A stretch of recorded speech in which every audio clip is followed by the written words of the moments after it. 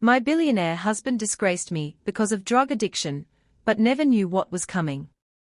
My husband announced my addiction at his company's annual gala in front of 500 people. My wife, unfortunately, is a drug addict, Dominic said into the microphone, his voice carrying across the ballroom. I've tried everything to help her, but she refuses treatment. I'm filing for divorce to protect my company and reputation.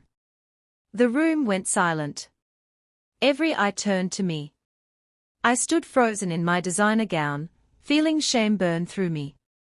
Except I wasn't an addict. I'd never touched drugs in my life.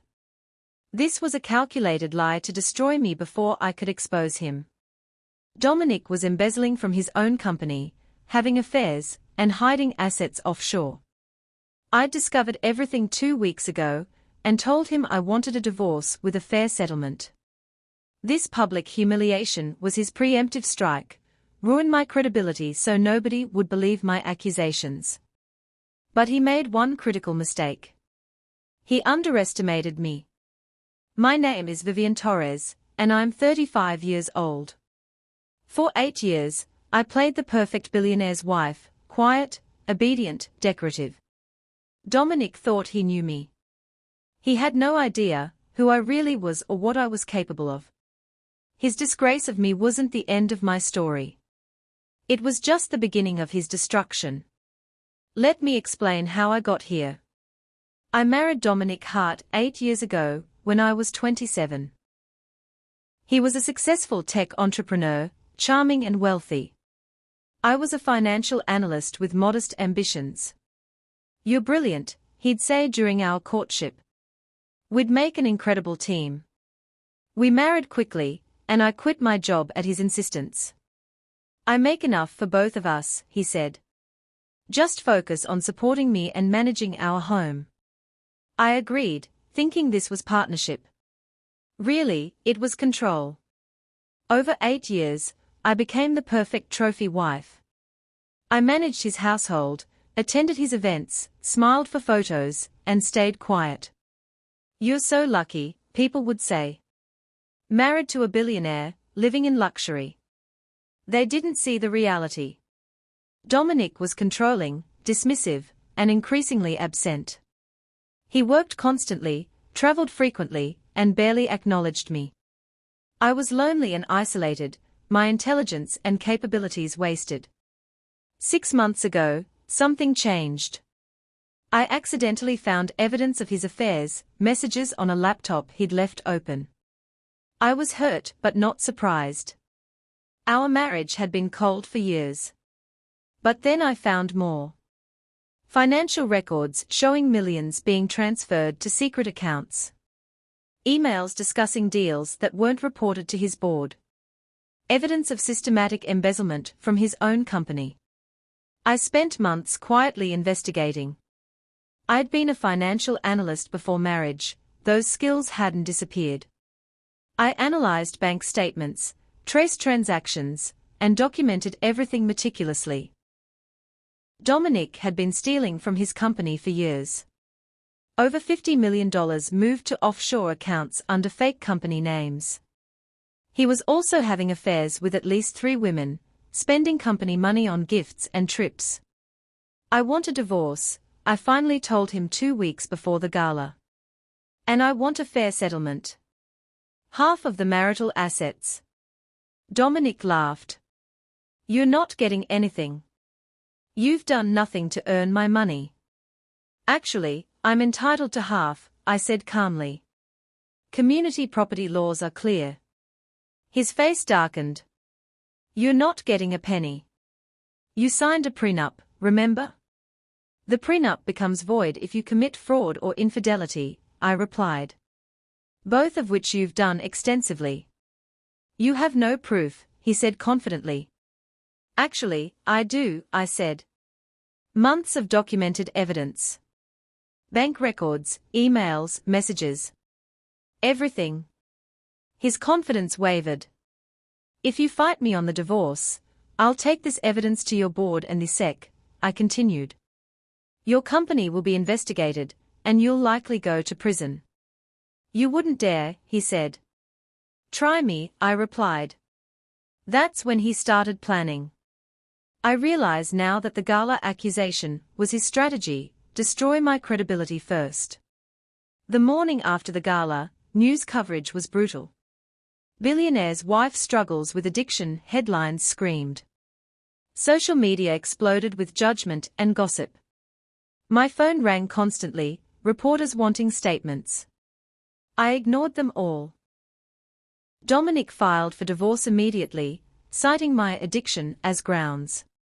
His lawyer issued a statement. Mr. Hart has tried desperately to help his wife overcome her addiction. Sadly, she's refused treatment. He's now protecting himself and his company. I received an eviction notice. You have 30 days to vacate the marital home, it stated. Dominic had moved quickly, using the false addiction claim to justify everything. I packed a bag and left immediately. I wouldn't give him the satisfaction of dragging me out.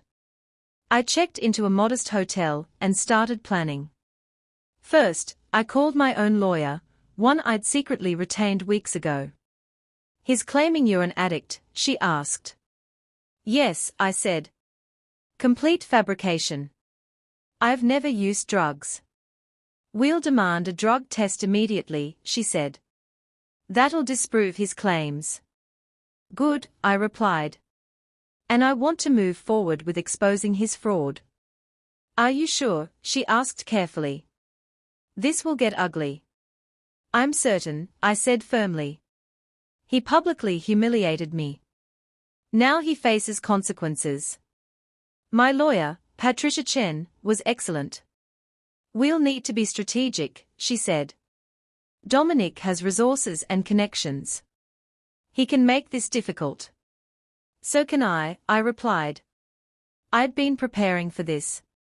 I had copies of all evidence stored securely in multiple locations. I also had allies Dominic didn't know about. Over the years, I'd befriended several of his employees, business partners, and their spouses. I'd been kind, genuine, and supportive. They remembered that. Vivian, I saw the news, one of his executives called me. I don't believe it. Dominic's lying, isn't he? Yes, I admitted. I've never touched drugs. This is retaliation, because I found evidence of his fraud. I suspected something, the executive said.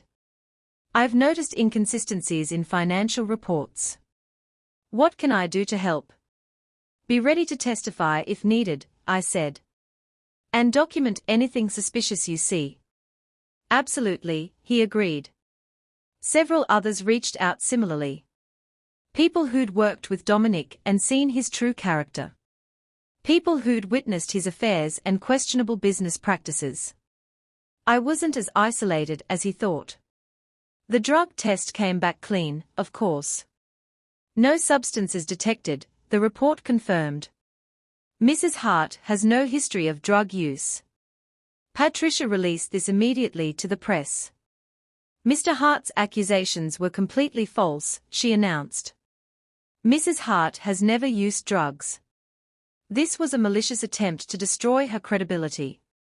The media coverage shifted slightly. Billionaire's addiction claims proven false, some headlines read. But damage was done.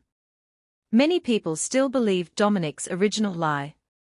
She probably got clean for the test, commenters said online. Rich people can hide addictions easily. I didn't care about public opinion anymore. I cared about justice. Patricia filed motions for full financial discovery in the divorce. We are requesting complete disclosure of all assets, accounts, and transactions, she told the judge. Dominic's lawyers fought back. This is harassment, they argued. Mrs. Hart is just bitter about the divorce. Mrs. Hart is entitled to full financial disclosure under law, the judge ruled. Mr. Hart will comply completely. Dominic was forced to turn over financial records. But he'd had weeks to prepare, likely hiding more evidence. That's when I played my first real card. I contacted the SEC anonymously. I have evidence of corporate fraud at Hart Technologies, I reported. Systematic embezzlement by the CEO, Dominic Hart. What kind of evidence? The agent asked. Bank records, emails, transaction histories, I said. Everything documented over several years. Send it to this secure portal, they instructed. I uploaded everything. Gigabytes of evidence proving Dominic's theft. Within days, the SEC launched an investigation. Dominic was blindsided. Hart Technologies under investigation for financial fraud, headlines announced. His stock price immediately dropped. Dominic knew I was behind the investigation. He called me, furious. You vindictive bitch. You're destroying my company. I'm exposing your crimes, I corrected calmly. There's a difference. You'll get nothing, he screamed. I'll make sure you're left broke and humiliated. We'll see, I said and hung up. His threats didn't scare me anymore. I'd been afraid of him for years. Afraid to speak up, afraid to challenge him, afraid to leave. No more. The SEC investigation was thorough. They froze several of Dominic's accounts pending investigation. You cannot access these funds until the investigation concludes, they informed him. He was suddenly cash poor, his assets frozen. This impacted his ability to fund his expensive divorce lawyers. We need a significant retainer to continue, his attorneys told him. Your accounts are frozen. We can't access payment. Meanwhile, my legal fees were covered by money I'd secretly saved over the years. I'd been preparing for this longer than anyone knew. During our marriage, I'd quietly opened accounts Dominic didn't know about. Small amounts withdrawn from household accounts, careful not to trigger his attention. Over 8 years, I'd saved $200,000, my escape fund. How did you plan this so carefully? Patricia asked. 8 years of observation, I replied. I watched, learned, and prepared. He thought I was just decorative. Really, I was studying him. The board of Hart Technologies called an emergency meeting. Mr. Hart, we need to discuss these allegations, they said. They are lies, Dominic insisted. My soon-to-be ex-wife is trying to destroy me. The SEC doesn't investigate based on lies, one board member said. They have substantial evidence. The board voted to suspend Dominic pending the investigation. You're removed from daily operations effective immediately, they announced. We are appointing an interim CEO. Dominic's world was collapsing. His company, his reputation, his control, all slipping away. He tried blaming me publicly. My wife is mentally unstable, he told reporters. She's making false accusations out of spite. But the drug test results undermined his credibility. If he'd lied about addiction, what else was he lying about? I stayed quiet publicly. Let him keep talking, Patricia advised. Every lie he tells digs his hole deeper. Meanwhile, the investigation uncovered more than I'd even found. The SEC discovered additional fraud schemes, tax evasion, and securities violations. Mr. Hart could face criminal charges, the investigators told me. Your evidence was instrumental. I'm glad it's useful, I said. At our next divorce hearing, Dominic looked terrible.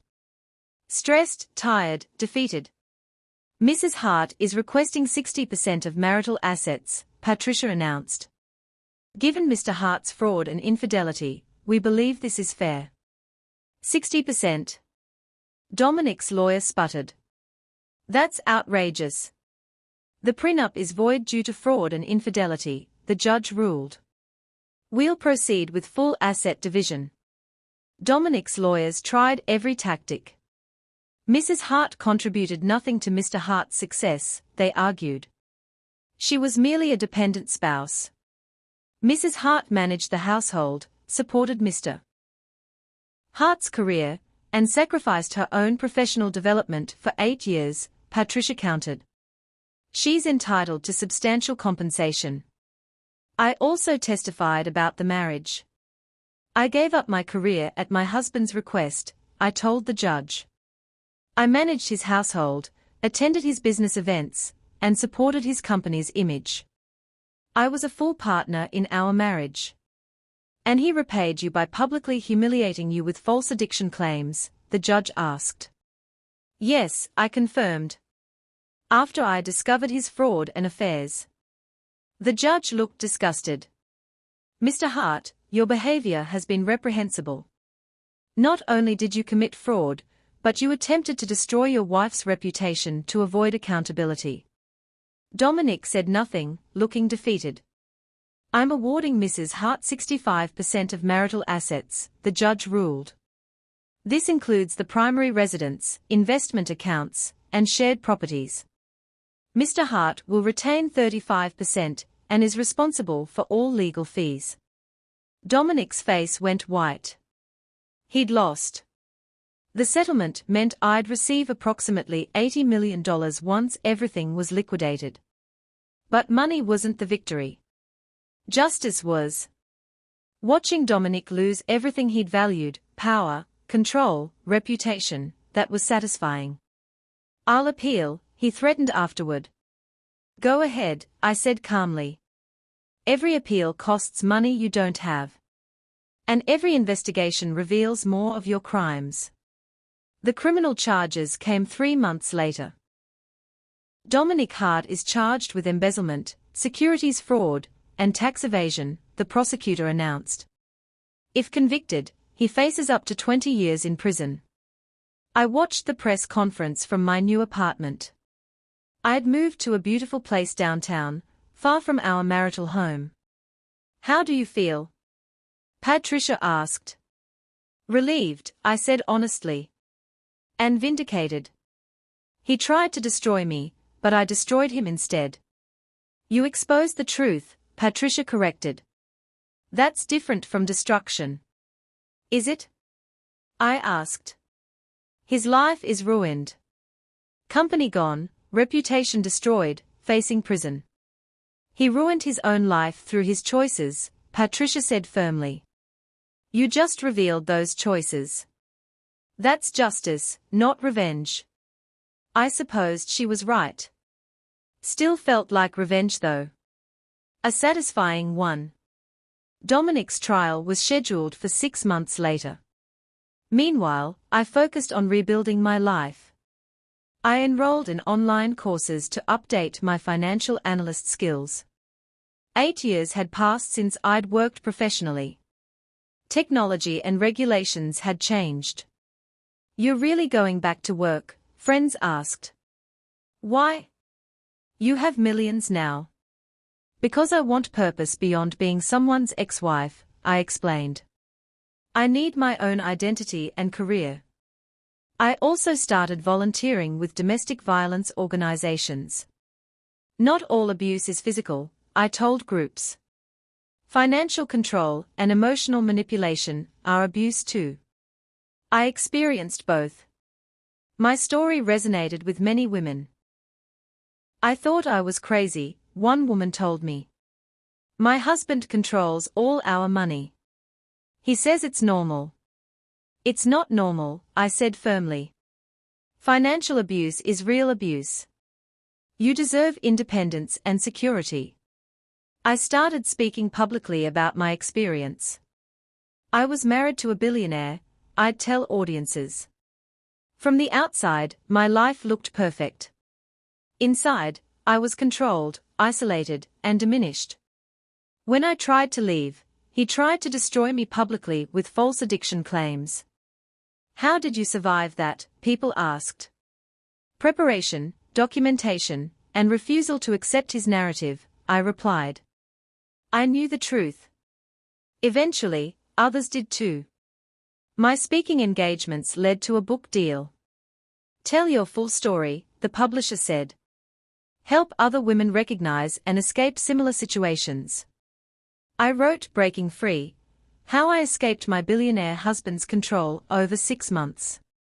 The book detailed everything: the controlling behavior, the isolation, discovering his crimes, his public disgrace attempt, and my eventual victory.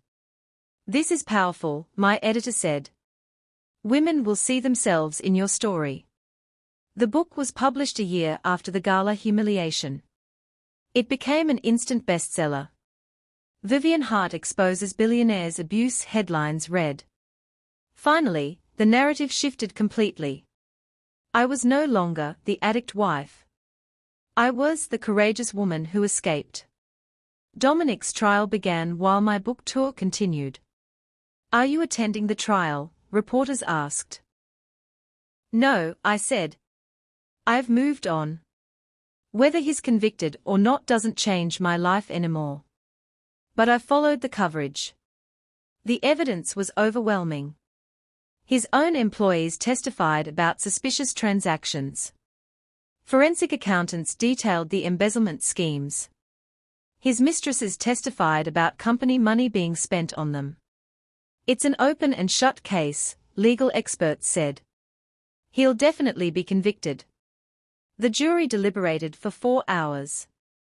Guilty on all counts, they announced. Dominic collapsed in his chair. The sentencing hearing was weeks later. Mr. Hart, you systematically stole from your own company, the judge said. You betrayed shareholders, employees, and your wife. You then tried to destroy your wife's reputation when she discovered your crimes. Your behavior shows no remorse or conscience. Dominic was sentenced to 18 years in federal prison. Additionally, you're ordered to pay $50 million in restitution to Hart Technologies and $5 million to Mrs. Hart for emotional damages. I was watching a live stream from my apartment. When the sentence was announced, I felt nothing. Not satisfaction, not anger, just emptiness. Is this what justice feels like? I asked Patricia, who was watching with me. Sometimes justice feels hollow, she replied. Because no punishment truly undoes the harm. But it does provide closure and protection. With the trial over, I focused entirely on my new life. I'd completed my financial analyst certification and got hired at a prestigious firm. We are impressed by your resume and your story, they said during the interview. You show resilience and intelligence. My salary was modest compared to the divorce settlement, but I didn't work for money. I worked for identity and purpose. Why are you working when you're worth millions? Colleagues asked. Because I'm more than my divorce settlement, I explained. I'm a professional with skills and knowledge. I want to use them. I excelled at work, my old abilities returning quickly. You're one of our best analysts, my boss said after 6 months. Have you considered management? Maybe eventually, I said. Right now, I'm just happy to be working again. I also expanded my advocacy work. I used part of my settlement to start a nonprofit, the Freedom Foundation. We provided resources and support for women escaping financially abusive relationships. Many women stay in bad marriages because they lack financial independence, I told our board. We are going to change that. The foundation offered free financial planning, legal assistance, and emergency housing. You're changing lives, our director said. Women who come through our program successfully leave abusive situations. Because we give them what they need, money, support, and belief in themselves, I replied. I also reconnected with old friends from before my marriage. People I'd lost touch with during those isolated years. We missed you, they said. Dominic kept you hidden away. I let him, I admitted. I was complicit in my own isolation. Never again. I started dating eventually. Nothing serious, just exploring connection and companionship. Are you afraid of getting hurt again? A therapist asked. Sometimes, I admitted. But I'm more afraid of living in fear forever. Dominic doesn't get to take that from me too. At 38, 3 years after the gala humiliation, my life was full. Successful career, thriving foundation, book sales helping fund advocacy work, and friendships that nourished me. Dominic's life. He was in federal prison, broke, and forgotten. His company had been restructured under new leadership. His name was synonymous with fraud and abuse. Sometimes people would mention him to me. Did you hear Dominic Hart tried appealing his sentence? I don't follow his life anymore, I'd reply honestly. He's not relevant to me. And he wasn't. He'd tried to destroy me with that false addiction announcement. Instead, he'd destroyed himself. My drug addiction became the catalyst for exposing his crimes. His disgrace attempt backfired spectacularly. I published a second book, Rebuilding After Betrayal, Finding Yourself After Narcissistic Abuse. This one focused on recovery and personal growth rather than just escape. Your first book helped me leave, readers wrote. Your second book is helping me heal. That impact meant everything. My pain was preventing others' pain. My survival was inspiring others' survival. I met someone special when I was 39.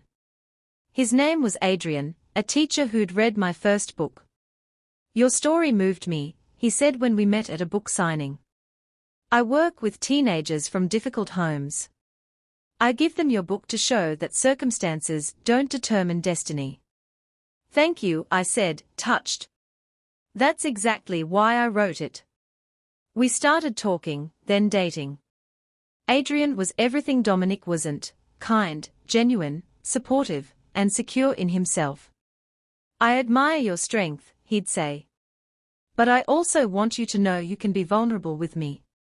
You don't have to be strong all the time. That permission to be vulnerable was healing. With Dominic, I'd always performed strength. With Adrian, I could just be myself. After 2 years of dating, Adrian proposed. I love you, he said simply. Not because of your story or your money. Just because of who you are. Will you marry me? Yes, I said, crying happy tears. We married in a small ceremony with close friends and family. Nothing like the extravagant wedding Dominic had insisted on. This is perfect, I told Adrian. Just us and people we love. That's all marriage should be, he agreed. Our life together was beautifully ordinary. Two people building partnership based on mutual respect and genuine love. Do you ever think about Dominic? Adrian asked once. Rarely, I said honestly. He's just a bad chapter in my past. You're my present and future. At 40, I looked back at the 5 years since that gala humiliation. That moment that was supposed to destroy me had actually freed me. If Dominic hadn't publicly disgraced me, I might have stayed quiet about his crimes. I might have accepted a small divorce settlement and disappeared. Instead, his attempt to ruin me triggered my complete exposure of his corruption. Do you ever regret how it all played out? Patricia asked during a catch-up lunch. No, I said firmly. I regret staying as long as I did. But I don't regret fighting back and exposing the truth. You inspired a lot of people, Patricia said. Not just through your books, but through your actions. You showed that victims can become victors. I don't love the victim-victor narrative, I admitted. It implies that winning or revenge is necessary for healing. Really, I just wanted justice and freedom. The victory was incidental. That's a wise perspective, Patricia agreed. My foundation had helped over 1,000 women by this point. We've provided emergency housing for 300 women, our director reported. Legal assistance for 500. Financial planning for everyone who comes through. Those numbers represent real lives changed, I told our board. Women who are now safe, independent, and thriving. The foundation was my legacy. More than the books, more than my career, more than anything, helping others escape what I'd escaped mattered most. Dominic tried contacting me from prison. A letter arrived at my foundation's office. Vivian, I know you probably hate me. I deserve that. I'm writing to apologize for everything. The controlling behavior, the affairs, the embezzlement, and especially the public humiliation with false addiction claims. That was cruel and unforgivable. You didn't deserve any of what I put you through. Prison has given me time to reflect. I've realized how terribly I treated you. You were brilliant, kind, and supportive, and I took advantage of that. I destroyed our marriage through my own selfishness and crimes. I'm not asking for forgiveness or response. I just wanted you to know I'm sorry. Truly, deeply sorry. I read the letter once and filed it away. Are you going to respond? Adrian asked. No, I said. That apology is for his conscience, not my healing. I don't need it. Fair enough, Adrian replied. You owe him nothing. Some people thought I should forgive Dominic. He apologized, they'd say. Shouldn't you let go of anger? I'm not angry anymore, I'd explain. I've moved on completely. But forgiveness isn't required for healing. I've healed without ever forgiving him. That distinction mattered. I wasn't holding on to resentment. I'd simply closed that chapter and moved forward. Dominic was irrelevant to my happiness. A few months later, I received news that Dominic's mother had reached out. She wants to apologize on her son's behalf, my assistant said. Should I tell her you're not interested? No, I said, surprising myself. I'll meet with her. Once. Dominic's mother, Eleanor, met me at a coffee shop. She looked older, worn down by her son's disgrace. Thank you for meeting me, she said. I wanted to apologize for how my son treated you. And for my own behavior during your marriage. Your behavior? I asked, curious. I knew he was controlling you, Eleanor admitted. I saw how he isolated you, how he dismissed your opinions. I should have said something. Instead, I stayed silent because it was easier. Why tell me this now? I asked. Because my son is in prison, and I've had to face who he really is, she said. A man who hurt good people and felt entitled to do so. I enabled that by never challenging him. Yes, you did, I agreed. There was no point in softening the truth. Eleanor looked pained but nodded. I don't expect forgiveness. I just wanted you to know I see clearly now. You were a good wife to my son. He destroyed that through his own choices. Thank you for saying that, I said. It doesn't change anything, but I appreciate the honesty. We talked for an hour. Eleanor asked about my life now, genuinely interested. You've built something remarkable from terrible circumstances, she said. I'm glad you're happy. We didn't become close, but we parted without animosity. That was enough. At 41, I was promoted to senior analyst at my firm. You're one of our most valuable employees, my boss said. We'd like you to lead a new division. The promotion came with significant responsibility and higher salary. You don't need the money, Adrian pointed out. Why take on more stress? Because I want the challenge, I explained. I spent 8 years having my capabilities wasted. Now I'm proving, to myself more than anyone, what I'm capable of. I excelled in the leadership role. You're a natural manager, colleagues said. You motivate people and get results. I just treat people with respect and trust their capabilities, I replied. That's not complicated. My foundation continued growing. We'd expanded to 5 cities and helped over 3,000 women. You've created infrastructure that will help generations, our board said. This is your real legacy. I also mentored young professional women. Never give up your career for a partner, I'd tell them. Independence matters. Always maintain your own identity and financial security. Even in good marriages, they'd ask. Especially in good marriages, I'd reply. Because you never know when things will change. Protect yourself always. At 42, I was contacted by a documentary filmmaker. I want to tell your story, she said. From that gala humiliation to now. Show the full arc of survival and success. I hesitated. My books already told that story. But a documentary would reach different audiences, she pressed. Visual storytelling is powerful. You could help even more people. I agreed eventually.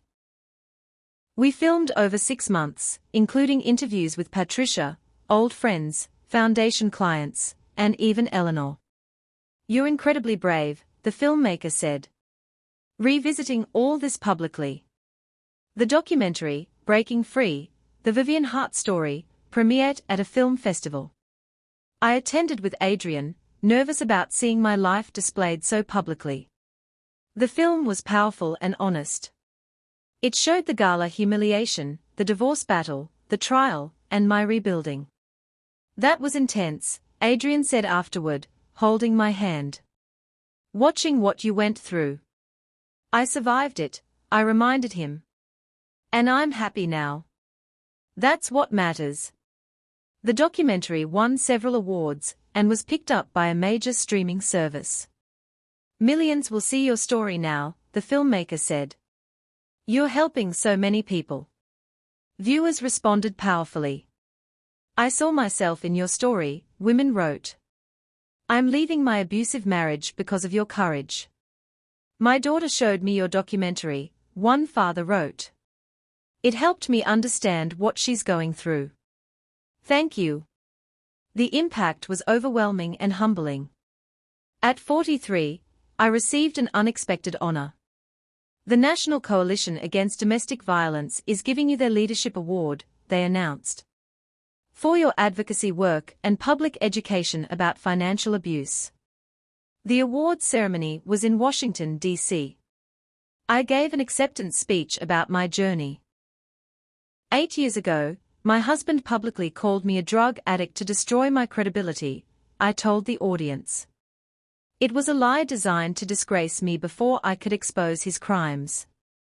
That moment was supposed to be my end. Instead, it became my beginning.